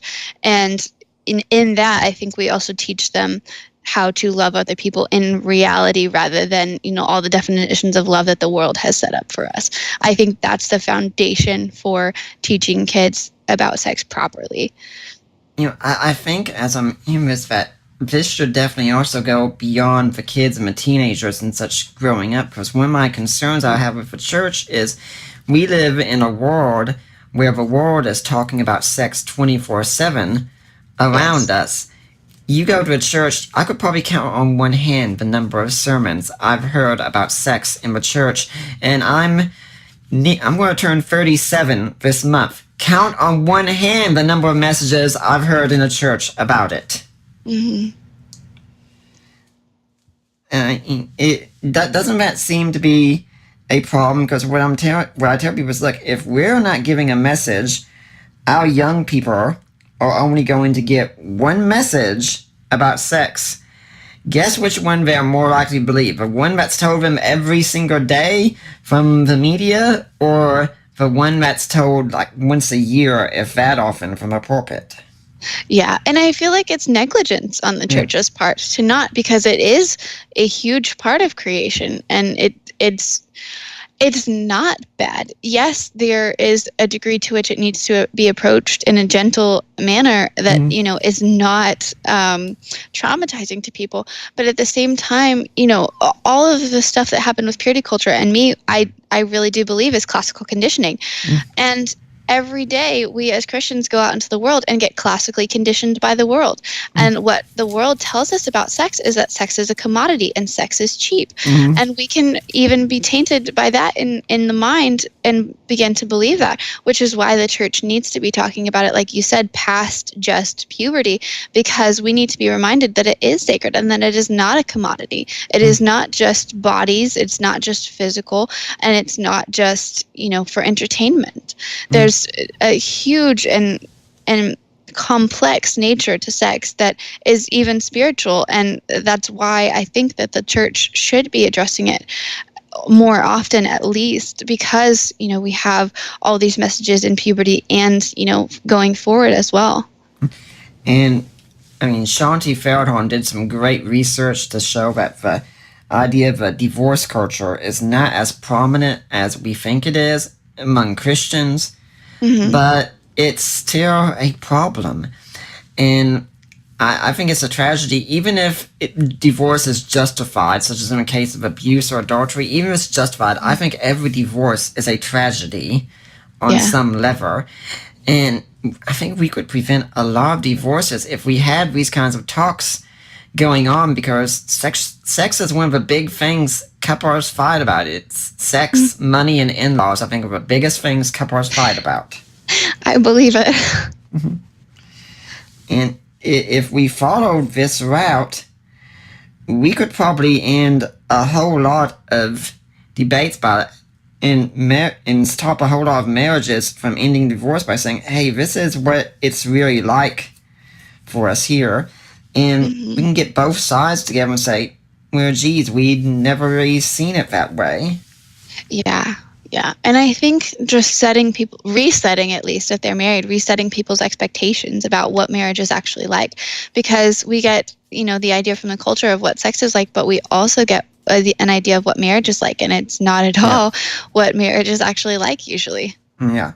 And I think especially goes back to how men are viewed as well. Because, like we said earlier, men, you turn on any sitcom and such today, usually the father is the dumbest figure on the show because he's just this big lunkhead who can't do anything right, and all he's good for on the show is just sex, and that's it, and that's all he can think about, and he's usually made the butt of the jokes. I mean, there is a real war against men, I think, in our culture, and a lot of Christian women have sadly taken that on without even realizing it. I agree. So, what also would you say to young people who are struggling and they want to wait till marriage, but they're struggling? What would you tell them? I would tell them that purity rings are not the answer. I wore a purity ring, but I wore it because I was scared, because I felt like if I didn't look like somebody's property, so in this instance, God's property, or, belong to some man, that I was going to get taken advantage of, because that seemed like the only way to protect myself was to be somebody else's property. And so I, kind of caution against purity rings just because they for me had that not actual conviction behind them, and in the sense of I didn't wear them because of my conviction to stay pure. I wore them for other motives, and I know a lot of people wear them for other motives, like so people don't ask them on dates, or so people can see that they fit in with the youth group because everybody else has one. And I think that so often it also ends up being used as a tier system for Christians, where there's people who are pure and people who have had sexual assault, so they're not pure anymore, is what they tell you. And there's also the people who have messed up, and it ends up being a, oh, I'm better than you, holy art thou thing. So I recommend actually having general convictions and actually spending time in prayer and actually setting up boundaries before you begin dating, so that you have actual convictions to get you through that. Yeah, I go back to what Lauren Winner said, that young men and women need a whole idea of how sex fits into a Christian worldview, because if a guy and a girl are on the couch together alone, and there's absolutely no one else around, no one who's going to disturb them and such, it's going to take more than just a few verses from Paul to make anything stop happening. Yes, you do have to be actually, thinking through things and preventing situations in which your self-control is going to get broken down to a point that you cannot handle. Yeah, even today I blogged on this yesterday about why I follow what's been called the Pence rule, although Billy Graham got first that, unless there was a real emergency situation, I don't put myself in a position where I'm going to be in a room or traveling alone with a woman who is not my wife and who is not family, because there's no sense in it.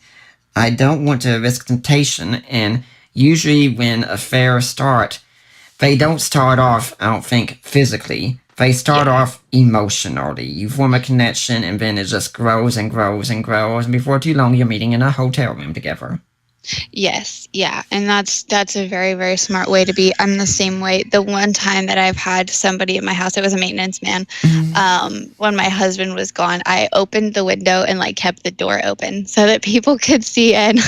because I was so nervous. My pastor taught me to do that. He was like, if you're ever alone with a guy in a situation that like you didn't intend to be, then you make everything as open as possible. And that's really helped me just to feel safe and to preserve both of our reputations.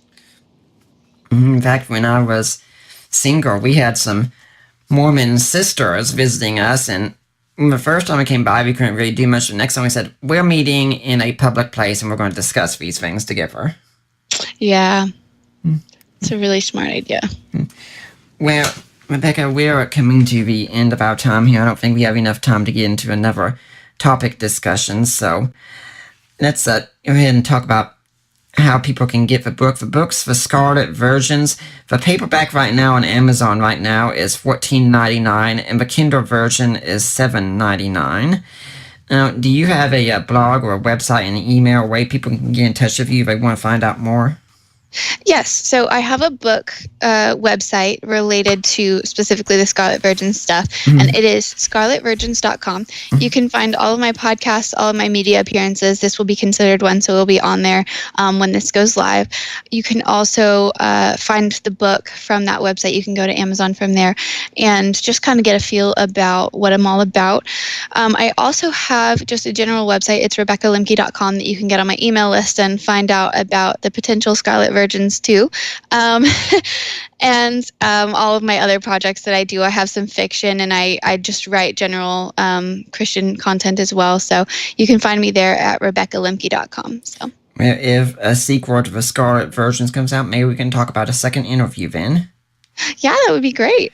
Do you have any final thoughts you'd like to leave with the Deeper Waters audience?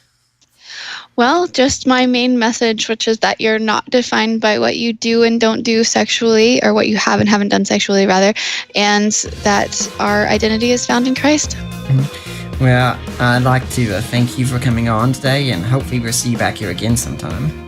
All right, thank you so much. I've really enjoyed it. And I'd like to remind everyone, next week we're going to have myself as a guest, along with a few others. The mentionables are here. Small figures, big noise. For now, I'm Nick Peters, and I'm signing